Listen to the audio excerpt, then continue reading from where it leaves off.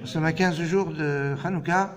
C'est peut-être l'occasion de commencer à réfléchir sur Hanouka, bien que dans les Sfarim, il y a une discussion à partir de combien de temps avant une fête on doit commencer à étudier la fête. À propos de Pessah, c'est clair, c'est un mois, puisque Moshe Rabbeinu enseignait les lois de Pessah Sheni, du deuxième Pessah au premier Pessah, donc ça fait un mois.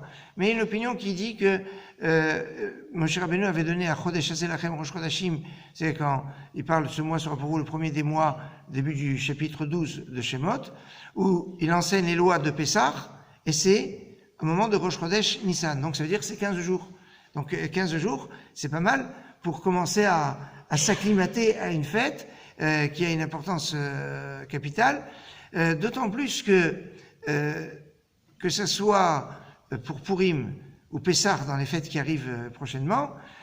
Purim, quand on veut savoir c'est quoi le sens de la fête, on lit la Megillat Esther. Donc en lisant la Megillat Esther, je connais l'histoire. Dans Pessah, il y a la Haggadah, donc aussi on nous raconte l'histoire. Mais à Hanouka, on allume la lumière de Hanouka, on chante le Hallel, mais il n'y a pas il y a une Megillat Antiochus qui existe, mais qui est pas une habitude, c'est pas comme la Megillat Esther, ça ne fait pas partie du canon biblique, donc c'est pas du tout la même chose. Donc il y a c'est bon de s'acclimater, c'est très intéressant parce que l'introduction aux lois de Hanouka dans le Rambam est en fait une introduction historique. Et il nous raconte qu'est-ce qui s'est passé à l'époque du deuxième temple, etc., avec les Grecs et tout. Et donc il y a une conscience de l'importance de ces jours, de l'explication du miracle, et donc de s'investir dans ces jours qui sont d'une importance assez capitale.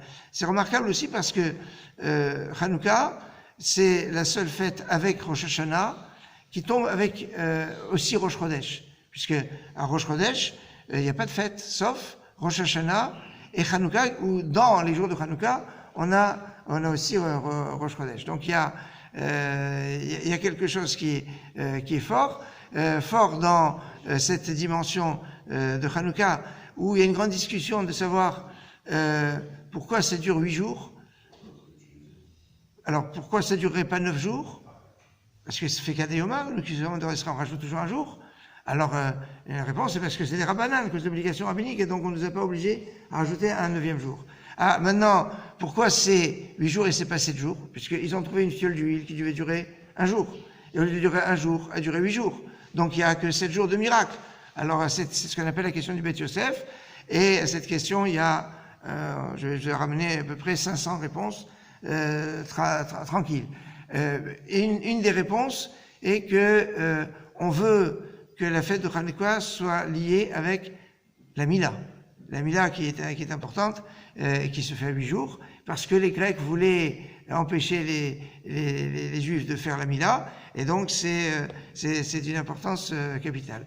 La Mila, les Grecs, etc., l'occasion de souhaiter Mazel Tov à Jean-Jacques, pour Mila Bezrat Hashem, la naissance. Excellente journée.